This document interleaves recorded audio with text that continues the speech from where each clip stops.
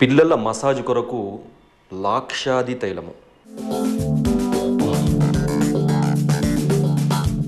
అయితే సంప్రదాయబద్ధమైన ఈ మసాజ్ ప్రక్రియను చేయడం వల్ల ఎలాంటి ఉపయోగాలు ఉంటాయనేది మనం ఇప్పుడు చూద్దాం. మనకు ఈ చిన్న పిల్లల్లో ప్రతిరోజు వాళ్ళకి స్నానం చేయడానికంటే ముందు ఈ మసాజ్ చేయడం వల్ల ఆ పిల్లల యొక్క ఎముకలకు, చర్మానికి, కండరాలకి, నరాలకి మంచి శక్తి వస్తుంది, మంచి బలం వస్తుంది.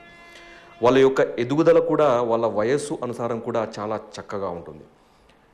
అదేవిధంగా ఈ చర్మంలో ఉండే రకరకాల విష పదార్థాలు అంటే టాక్సిన్స్ అంటారు, బయో వేస్ట్ టాక్సిన్స్ అంటారు. అంటే ఈ శరీర ప్రక్రియలో అంటే ఫిజియోలాజికల్ యాక్టివిటీస్లో భాగంగా విడుదలయ్యే టాక్సిన్స్ కూడా ఈ చర్మం ద్వారా విడుదలయ్యే టాక్సిన్స్ కూడా చాలా సులభంగా విడుదలవుతాయి.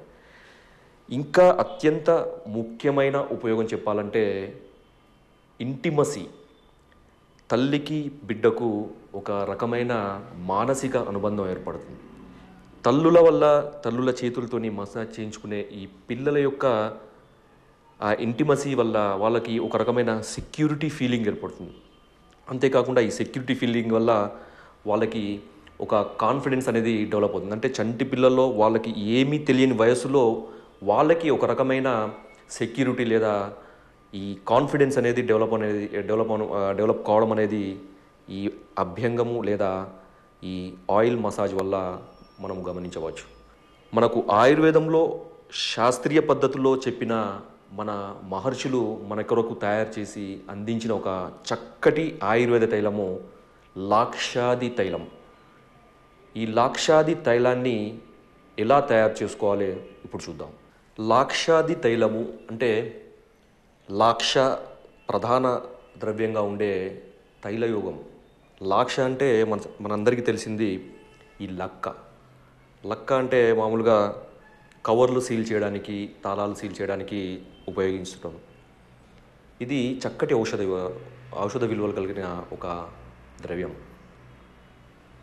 ఈ లాక్షాది తైలం తయారు చేసుకోవడానికి లాక్ష రసము ఒక 800 మిల్లీలీటర్లు, అదేవిధంగా పెరుగు మీది తేట ఒక 3200 మిల్లీలీటర్లు, అదేవిధంగా నువ్వుల నూనె ఒక 800 మిల్లీలీటర్లు. వీటన్నిటినీ ఒక గిన్నెలో వేసుకోవాలి. అయితే లాక్ష రసం తయారు చేసుకోవడానికి ముందుగా ఒక 400 గ్రాముల ఈ లక్కను తీసుకొచ్చి, లక్క ఎట్లా అంటే మనకి మార్కెట్లో ఈ కడ్డీల రూపంలో లేదా బిళ్ళల రూపంలో మనకు దొరుకుతుంది. వాటిని దంచి ఒక 800 మిల్లీలీటర్ల నీళ్ళలో 400 గ్రాముల ఈ లక్కను వేసి బాగా మరిగించాలి.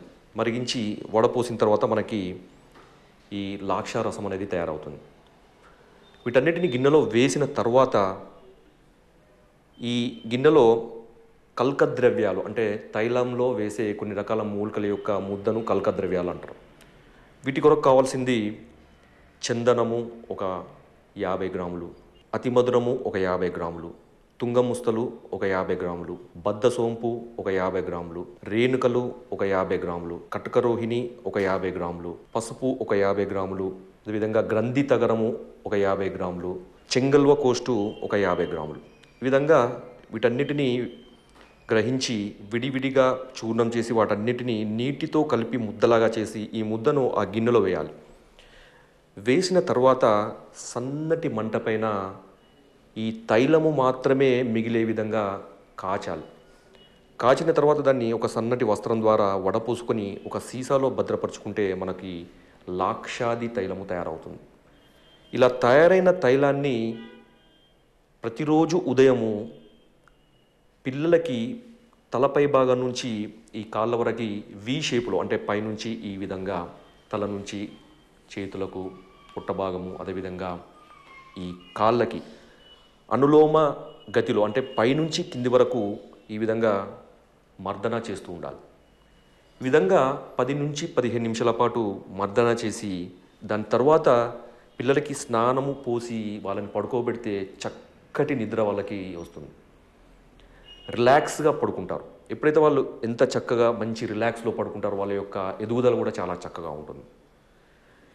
వీటితో పాటుగా ఈ లాక్షాది తైలాన్ని ఉపయోగించడం వల్ల అత్యంత ముఖ్యమైన ప్రయోజనం ఏంటంటే గ్రహ రాక్షస భూత పీడ నివారణం అని ఆయుర్వేదంలో చెప్పారు. అంటే ఈ గాలి సోకడము ఇలాంటివి మనం వింటూ ఉంటాం. వీటి వల్ల వచ్చే సమస్యలు కూడా ఈ లాక్షాది తైలం వల్ల మనకి పోతుంటాయి. అదేవిధంగా సెరెబ్రల్ పాల్సీ అనే ఒక తీవ్రమైన సమస్య, ఇలాంటి పిల్లలకి ఈ లాక్షాది తైలంతో మర్దన కనుక చేస్తూ ఉంటే వాళ్ళ యొక్క నరాలకు పటుత్వం కలిగి స్టిమ్యులేషన్ కలిగి ఏదైతే బలహీనంగా ఉన్న శరీరం ముఖ్యంగా కాళ్ళలో ఈ పటుత్వం వచ్చి వాళ్ళ నడక చక్కగా ఉండే అవకాశం ఉంది.